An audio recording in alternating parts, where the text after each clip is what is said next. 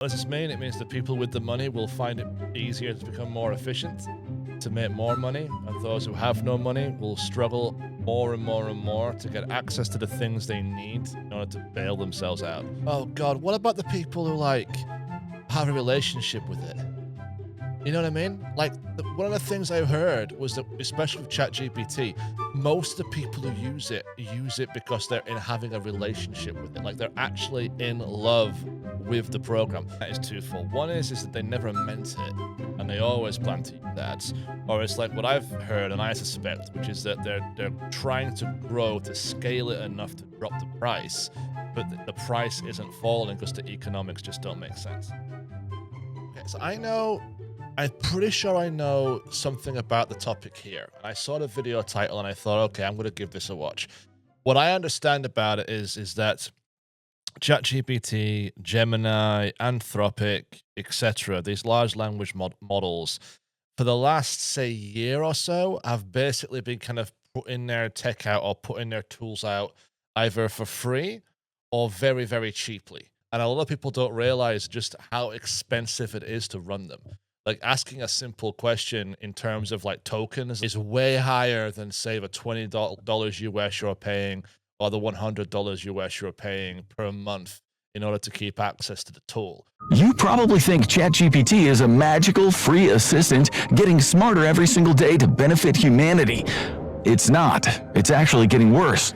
OpenAI is burning through billions of dollars, and their brilliant survival plan involves downgrading free users, locking the real model behind a $200 paywall, and turning your conversations into ad space. Yeah, that's kind of like what I was just saying. It's like there are a group of people out there who use it, who actually have like an actual need for it. Like, I use Anthropic a lot in the business, and I also use it for a lot for investing and data analytics, and it's really good at doing that. So I'm happy to pay the $100 per month because it delivers back to me more than that in value. What's going to happen is a lot of people are going to be like, well, I'm not getting the value I want out of it for this, so I'm just going to stop using it. Now, I think that isn't a bad thing. I actually think it's a good thing. I think there's way too much stuff out there which is AI built, and it's like, sloppy and it's nasty. And the less there is of it, I think, the better.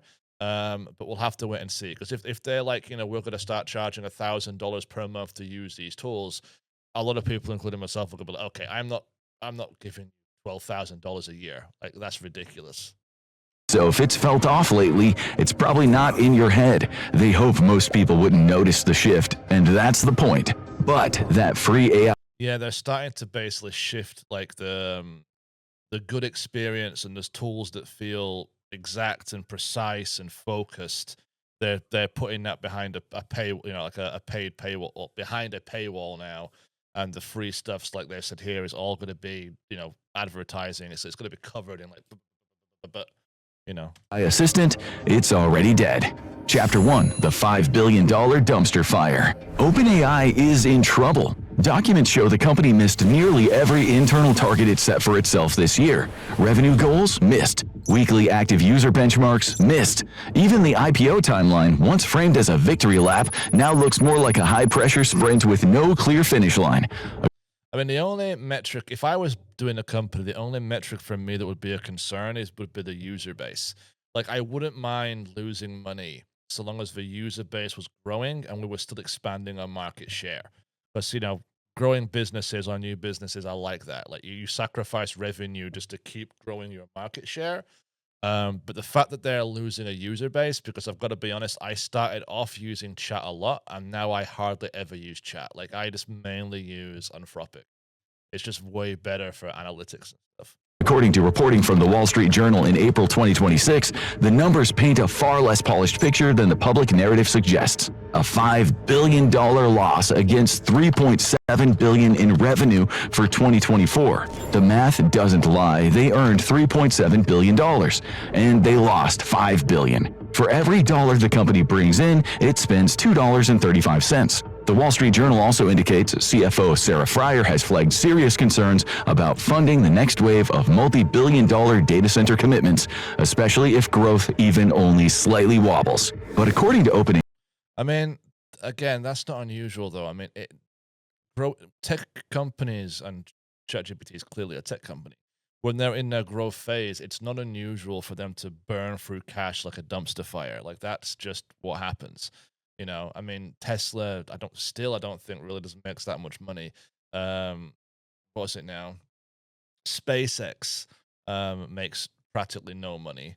It's not unusual at all. It takes a while for these companies to scale up enough. Like I said, the only real concern is the user base. Because if that's shrinking, then you're scaling into nothing basically.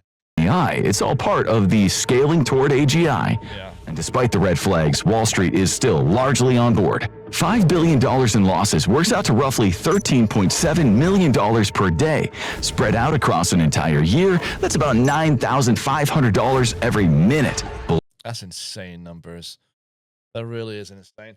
But I mean, look, financiers and capital markets are prepared to eat that because, as far as they're concerned, it's like, look, if we can get AGI, the efficiency gains we'll get for our businesses will be absolutely astronomical, and there is some truth to that. So they're basically prepared to pay billions of dollars now, today, in order to try and secure and get those efficiencies in the future. Link and roughly $160 is gone. Executives aren't volunteering their stock options. Venture capitalists who've already poured in tens of billions aren't eager for another top-up round. Microsoft has even started asking pointed questions on earnings calls, which leaves one increasingly exposed group: you. Chapter 2, Lobotomizing the Free Tier. ChatGPT was never free. It was subsidized heavily and deliberately by one of the biggest funding machines in tech. The backers behind it reads like a who's who of late-stage venture capital: Microsoft, SoftBank, Thrive Capital, plus Saudi sovereign funds. Well, the reason it was free to begin with, and it wasn't free, is that users were basically had the privilege of training their models for them. So ChatGPT, along with these other companies, were sort of saying, okay, we'll give it out for free, and in exchange, the users will do the hard work of training our systems. So if anything, they should have been paying the user to go, hey, if you're going to spend time using this thing, you're basically doing us a favor. You're putting the capital in, the labor in for us, but that's how they got away with it. So the user built the system, helped build the system effectively. Combined investment reportedly exceeds $60 billion, and at the current burn rates, that doesn't last decades, it lasts years. Eventually, someone has to decide what refilling the tank actually costs. The panic is real, the IPO clock is ticking, and the survival plan that they've cooked up is desperate. It was to make ChatGPT seem the same, while quietly changing what powers it. Essentially, it became dumber. There's a mechanism that users don't really see called capacity-based fallback. During peak hours or after invisible daily quotas, users get silently rerouted from the flagship model to cheaper mini variants. The handoff is invisible. The quality drop is not. After roughly 10 messages every 5 hours on the strong model, your conversation collapses mid-sentence into generic autocomplete mode. User telemetry, internal strategy. I gotta be honest, I did notice that. I mean, Anthropic at least has the good grace to have a timer on there that says once you've used this allotted time up, you have to pay more to use more time. Depending on the tier you're subscribed to, you get more time allocated. Chat didn't. With Chat, it's like you'd be using it, and then at some point you'd noticeably go, "You're acting stupid. WTF is going on?" It was really annoying, and it wasn't transparent at all.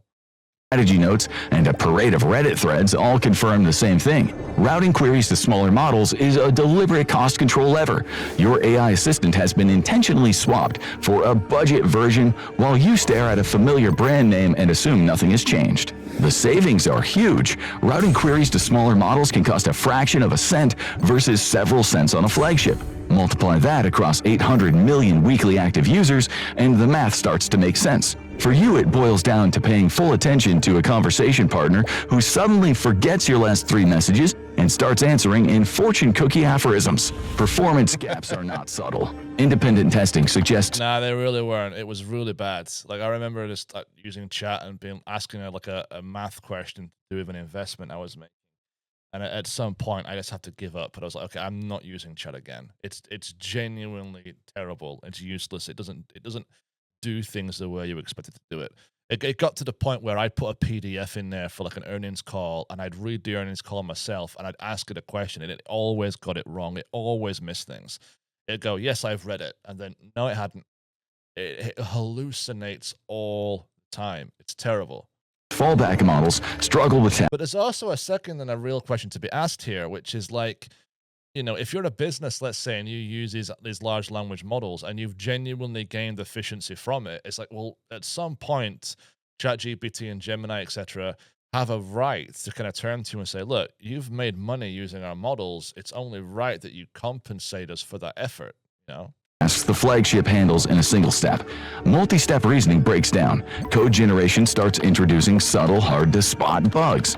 Long context summarization begins dropping key details. One day, your assistant solves a calculus problem, and the next day, after lunchtime traffic kicks in, it can't count the syllables in a haiku. So this doesn't look random, it looks designed. A free tier that felt like a miracle was in reality a lost leader, and it was propped up by marketing capital and long-term bets that were never meant to last forever. The next shift is already priced in, and it isn't subtle. Chapter 3, the Elite Paywall. Internal pricing memos confirm OpenAI's $20 per month plus tier, once the crown jewel of consumer AI, has it's just not enough money. They're not charging enough. That's the thing. They're going to have to charge into the hundreds. been quietly demoted to neglected middle child. Plus subscribers still get something usable, but the frontier intelligence, that is behind a velvet rope.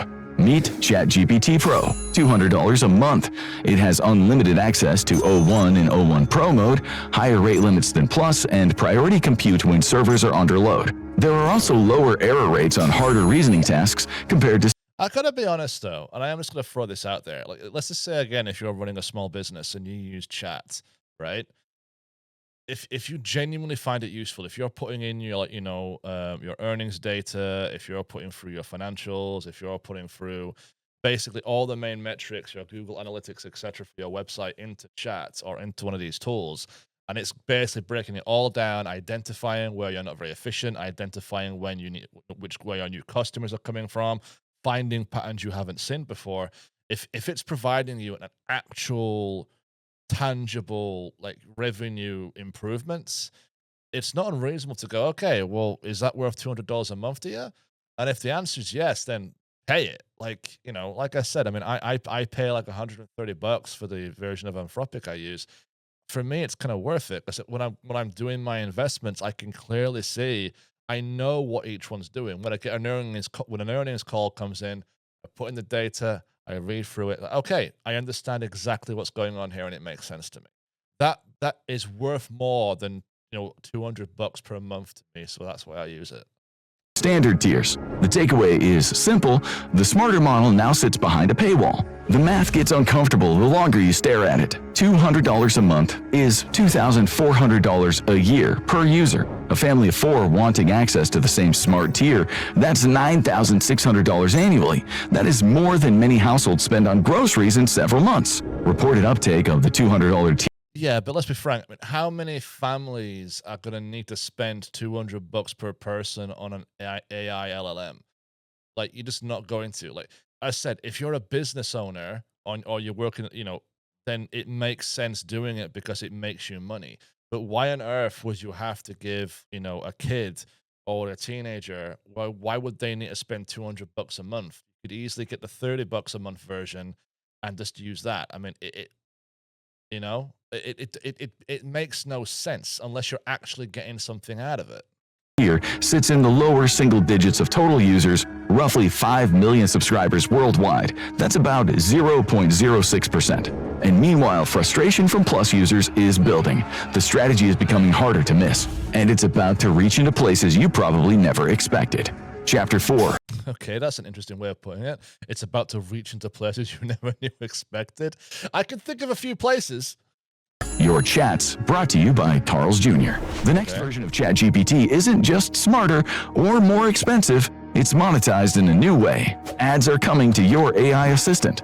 And that is not rumor or speculation, it's in OpenAI's own announcement. Advertising is now an official product line, starting with the free tier and a new $8. Well, they make this sound like it's a terrible thing. It's like, this was to be expected. You give people a taste, they have a play around with it, they realize if they like it or not, and if they like it, then you pay to keep it, I mean, someone has to pay for this tool. And if your attitude is, well, why am I now having to pay for it? Well, if it's valuable enough to you where you need it or you have to keep it, then you find a way to pay for it. And if you're like, actually, you know what, this isn't bringing enough value to my life to justify the payment, then you stick to the free version where you have advertisements all over it. Like, that's not complicated. That's like life. Like, people get paid. ChatGPT Go plan rolling out in US beta. Like, about $8 per month for a base is not expensive. It's not that bad. I mean, you pay more than, I mean, is it worth that much to you? Yes or no? If the answer is yes, then pay it. It's like, what? It's not, it's, ugh.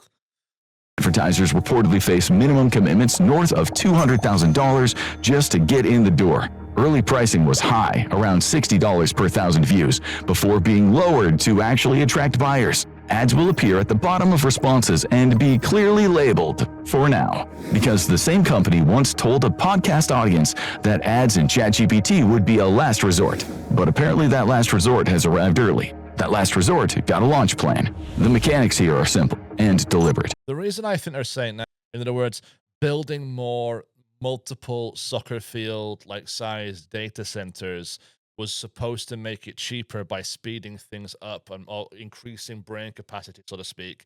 And because the capacity is going up, you can drop the price of the users, but that isn't happening. So it always just the economics of it is always still, no, we need to start charging. And I think that's basically what's happening here. Free users see ads. It's ironic given ChatGPT was supposed to be always the free democratic version that anyone could use. Ads. Now it's like, nah, $200 a month, boss. Thank you. $8 users see fewer or differently formatted ads. $20 users are spared for now, and $200 users no ads at all. Same product, different rules. The more you pay, the cleaner and more capable it gets. Yeah, but it's always been like that. Like, if you're gonna go to a hotel, the more money you pay, you generally get a better stay. If you want to buy any product, the more money you spend, you generally get better quality. Like, I don't pay for Google. Google is full of ads, period. Like, you know, if you want something ad-free, you have to pay money for it. That's not unusual. That's just how it works. The real play isn't just ads, it's targeting. Type wedding and you'll be swamped by venues, rings, and honeymoon packages for the next 6 months. Because unlike social media... Oh, God, it's going to be like Alexa. Have you ever done that? Like, you're discussing like an event or something in front of your little Alexa, like Siri, whatever the hell it is. That little box you stick in the side of the house, right? You stick it there. And then next thing you know, you're on Amazon and it's like, oh, that thing you were talking about, here's an advertisement for it. And you're like, how in the hell did you know that? So basically, an AI tool is going to be doing that. That's like, ugh, I hate that. People tell this thing everything. Industry analysts estimate conversational time. Like, that is sad. Like, imagine basically being told, oh, now we're advertising like all this stuff to you. That's going to break some people's hearts. Targeting can massively outperform traditional ads, sometimes by multiples, for one simple reason. Nobody tells Instagram their problems, but they tell ChatGPT. Oh, there we go. Perfect, yeah. That's exactly it. That's exactly it. People have a relationship with these AI tools. They talk to them like they're an actual person, like they're a confidant. So now all that private information, highly detailed, highly personal, is going to be going straight to advertising agencies. Now I can see the issue. Now I can see where the real problem's coming. Business is being modeled to generate over $25 billion in annual revenue by 2029. That is a number that would on its own exceed OpenAI's entire current revenue. They have access to your medical questions, relationship doubts, tax confusion, and 3 a.m. searches. That's a marketer's dream wrapped up in a friendly chat bubble. The reason any of this is actually happening comes down to one rival quietly devouring the only segment of the market that actually prints money. Chapter 5, The Anthropic Panic. Industry reporting shows something most people won't see in a headline. Rival firm Anthropic is now generating roughly the same level of annual revenue as OpenAI. I gotta be honest, I don't use AI tools for like personal emotional stuff. I use it just for like analytics or like, you know, data related questions. AI ChatGPT was terrible for that. Anthropic is pretty goddamn solid for it. It's just a different league. Although chat, from what I understand, is still more personal. Some estimates even put it ahead. The smaller company, the one Sam Altman's former colleagues founded, now generates more annualized revenue than the firm everyone calls the leader. What used to feel like a one-horse race is not anymore. The difference between these two firms is sharp, and it explains the panic. Anthropic runs more like a luxury boutique than a mass-market platform, serving just over 1,000 enterprise clients. Many of them pay in the 7 figures annually, some in the 8. Right, that's it. So basically, Chat tried to advertise itself as the generalist that everyone can use, whereas Anthropic, and the reason I like it is because from a business point of view, it's very, very, very tailored as an AI tool designed for people who run a business. So it does the things you want as a business person in terms to your analytics, financial data, breaking things down. It does that, chef's kiss, beautifully. Its flagship model, Claude, has become a major force in enterprise coding, and it's used by Fortune 500. Coding too. Fantastic for coding. ChatGPT, I cannot stress this enough, is utterly when it comes to coding. It's terrible. Cloud, on the other hand, again, chef's kiss, actually takes what you say and does something with it that you like. 500 engineering teams, Wall Street, and biotech research groups. These aren't customers sensitive to pricing. At $50 a seat, they don't blink. And that's because the productivity gains often pay for themselves before lunch on day one. OpenAI, meanwhile, is babysitting hundreds of millions of free tier users. Anthropic extracts more from a single mid-sized enterprise contract than OpenAI does from 1 million casual ChatGPT users combined. Well, yeah, it's like I've been saying right from the beginning. It's because with Anthropic, there's an actual business case. It makes sense. It's like this tool makes me more productive. I can produce more wealth per hour with it than versus without it. So having it is just a no-brainer. It makes my life easier. It's hard to justify to a family who mainly use it to talk about relationship issues, or where should they get breakfast this morning. It's harder to justify the cost of, say, $50 per month, because now it's like, well, do I really want to pay the equivalent of, say, 2 subscriptions to Netflix for this?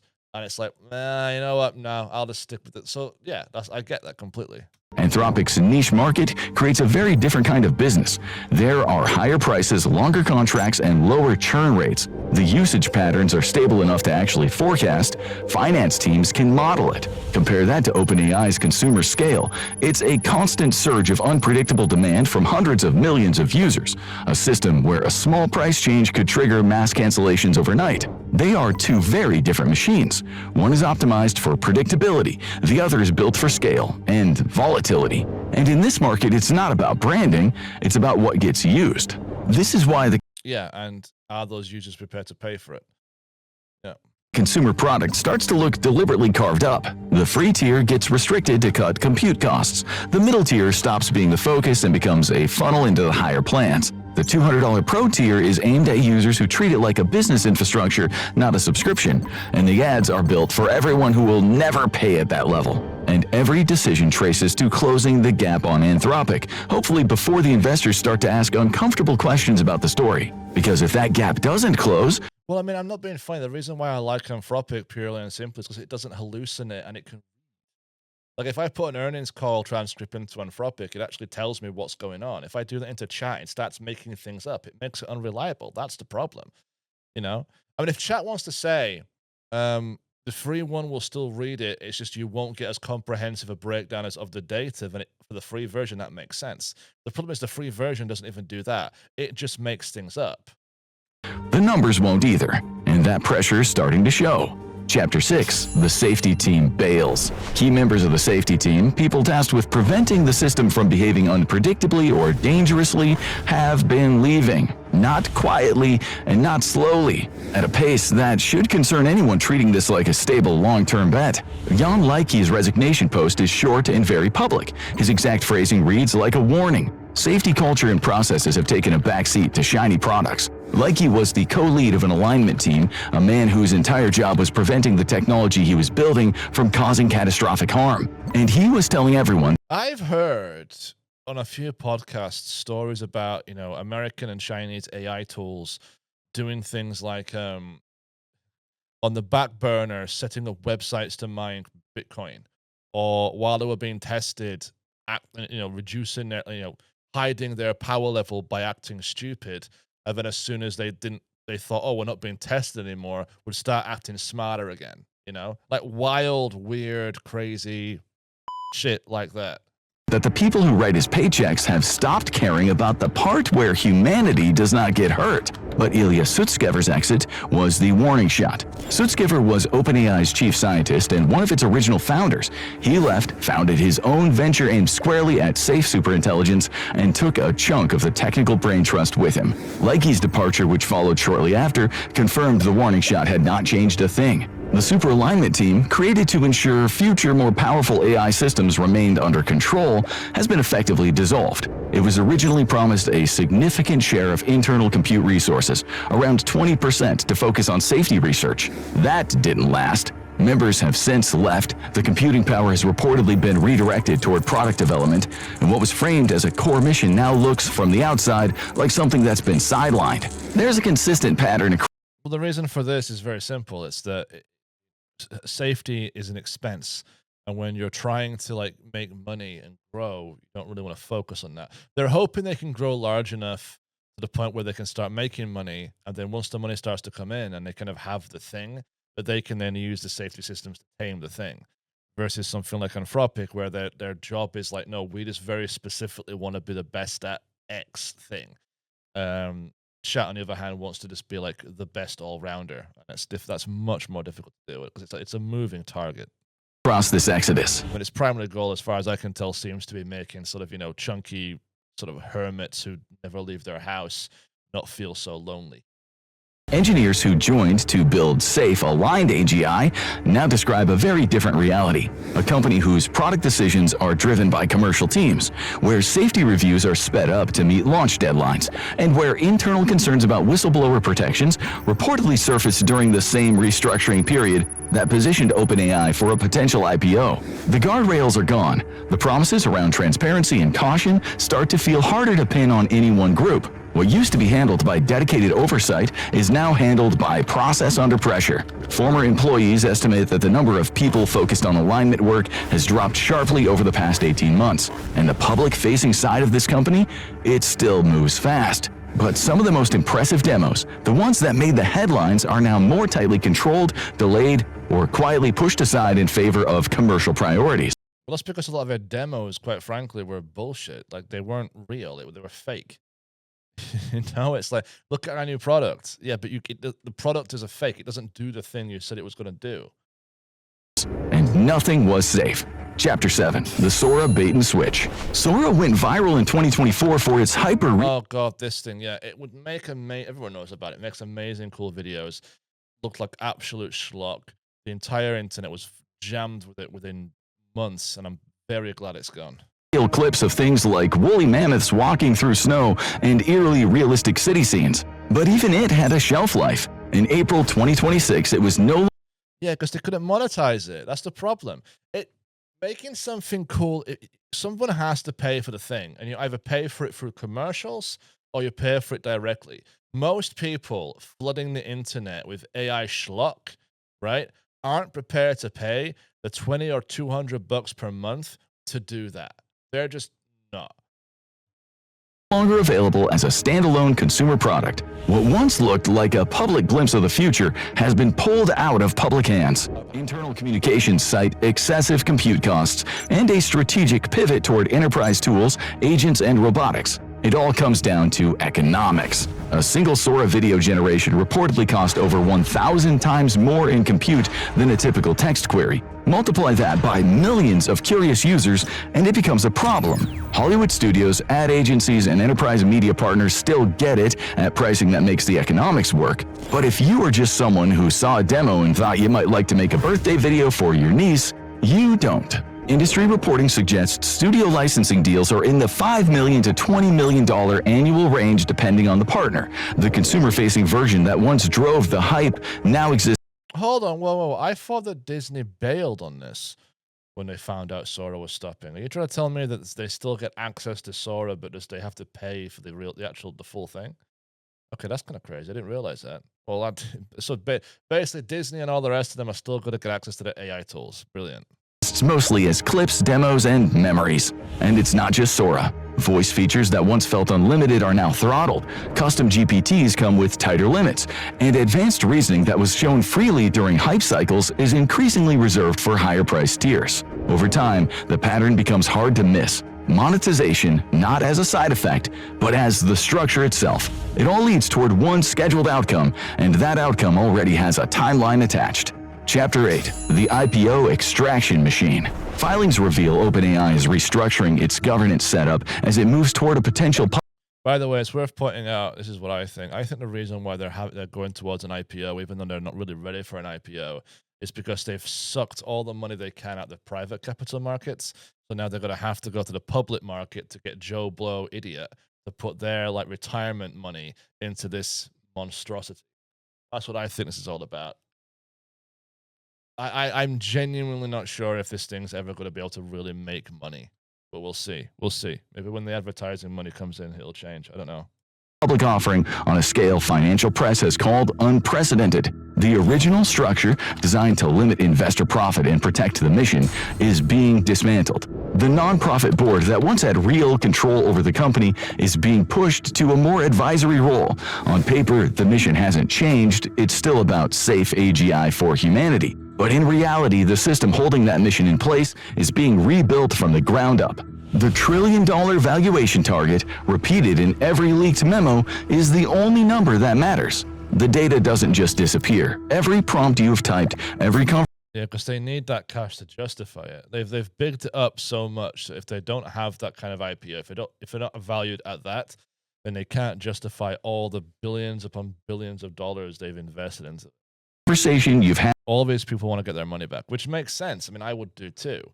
And if you're investing in a good company, in the end, you will get your money back because it's worth it. The only problem is that this company just doesn't make the money that it's supposed to make.